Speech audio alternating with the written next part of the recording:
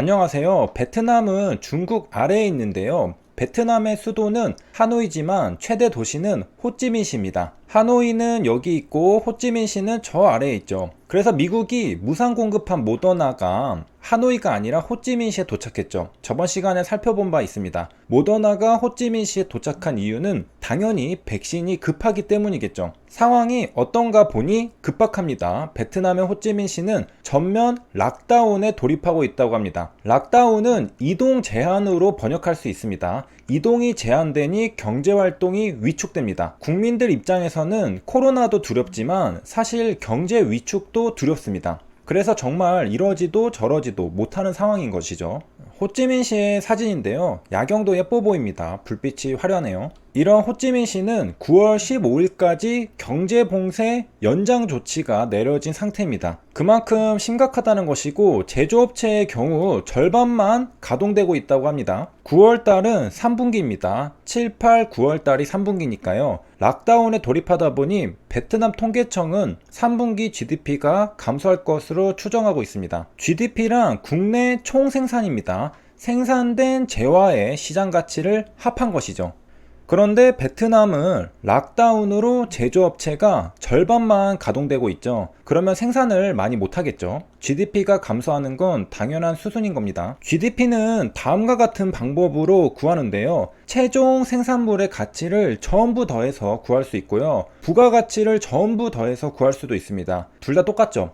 부가가치를 전부 더하면 최종 생산물의 가치가 나오기 때문입니다. 이렇게 GDP는 최종 생산물과 부가가치를 통해서 계산하는데요. 공통점은 결국 GDP는 생산량을 토대로 계산합니다. 그래서 수요도 없는데 무작정 많이 생산하게 되면 수치가 부풀려질 수도 있습니다. 초과 생산하면 사람들이 구매하지 않아도 GDP에 측정됩니다. 참고로 GDP는 속지주의입니다. GNP가 속인주의죠. 그리고 스톡이 아닌 플로우 개념입니다. 또한 헷갈리면 안 되는 부분은 최종재만 의미합니다. 최종 생산물이죠. 중간재는 포함하지 않습니다. 왜? 중복 계산되니까요. 그리고 언론에서 GDP를 말할 때는 실질 GDP라고 하네요. 명목이 아니라요. 다시 베트남으로 돌아와서요. 베트남의 경제를 말할 때 제조업을 말하는 이유가 있습니다. 2019년 기사인데요. 베트남은 생산기지 이전 선호국 1위를 달성했습니다. 세계 공장으로 떠오르고 있는 중이죠. 미국과 중국이 싸우고 있으니까 글로벌 기업들이 중국이 아니라 베트남으로 이전하고 있다는 소식입니다. 최근에 미국이 모더나를 베트남에게 무상 공급하면서 백신 외교를 하고 있는데 그 이유도 짐작해 볼 수 있죠. 앞으로 제조 공장을 중국에 의존하기보다 베트남으로 이전하려는 의도라고 볼 수 있습니다. 그러기 위해서는 베트남을 안전하게 내 편으로 만들어야 하죠. 실제로 애플과 삼성 제조 라인도 중국에서 베트남으로 이동하고 있습니다. 2021년 기사인데요. 애플 1차 협력업체 폭스콘, 고어텍은 생산 라인을 중국에서 베트남으로 이전하고 있죠.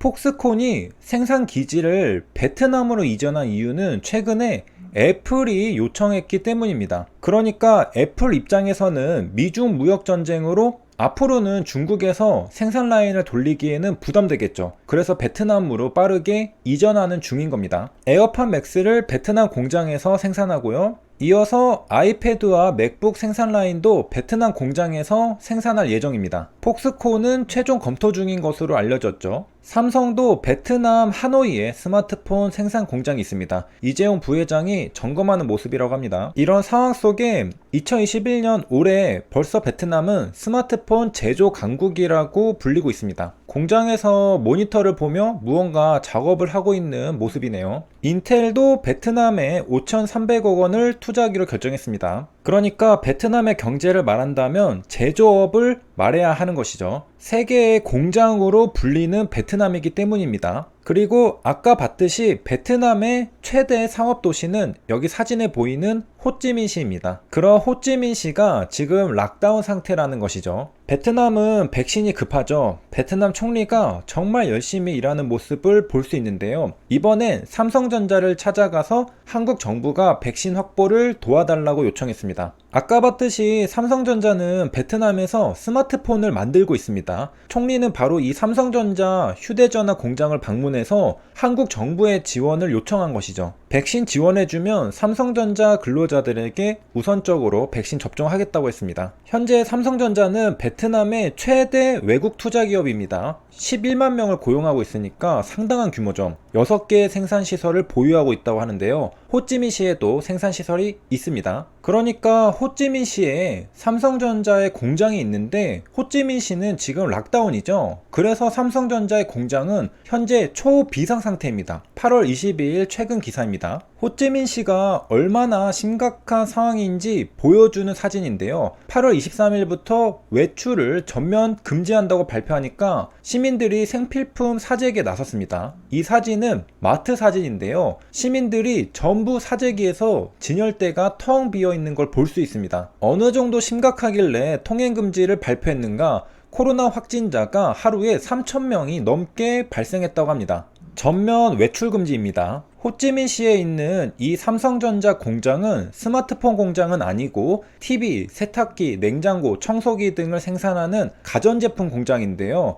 삼성전자 가전제품 공장 중에는 두 번째로 큰 공장이라고 합니다.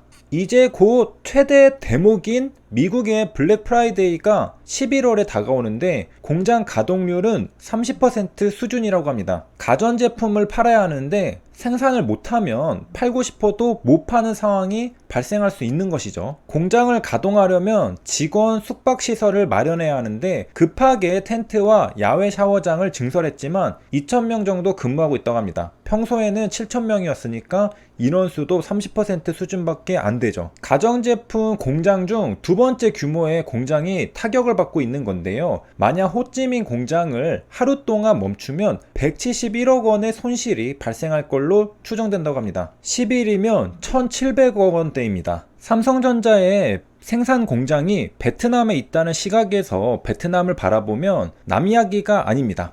지난해 삼성전자가 베트남 법인을 통해 벌어들인 매출은 54조 5천억 원에 달한다고 합니다. 지금 베트남에 코로나 확진자가 대거 발생하고 락다운이 걸리고 하는 게 지금 삼성전자도 타격을 받고 있다는 것이죠. 스마트폰 공장은 박린성과 아이웅우옌 공장에 있는데요. 연간 생산량의 절반을 베트남에서 만들고 있다고 합니다. 지도를 보면 이렇게 정리해 볼 수 있습니다. 우리가 여태 본 건 아래쪽 호찌민시에 있는 삼성전자 가전제품 공장이었고요. 2020년 매출액이 6.2조 원입니다. 그리고 스마트폰 공장은 위에 있습니다. 타이응우 옌성과 박린성이죠. 타이응우 옌성이 28.2조 원으로 가장 규모가 크죠. 그 다음 박린성도 19.9조 원으로 만만치 않습니다. 이렇게 해서 이번 시간에는 베트남 호찌민시가 코로나 확산으로 락다운에 걸렸다는 사실과 베트남에 삼성전자 공장이 있다는 사실을 알아봤습니다. 베트남은 3개의 공장으로 불리고 있고요. 그만큼 백신이 급한 상황이고 베트남 정부는 물론 삼성전자도 베트남의 코로나가 빨리 사그라들기를 바라고 있을 겁니다. 현재 베트남은 나노코박스가 긴급 사용 승인 결과를 기다리고 있습니다. 여기까지 시청해주셔서 감사합니다.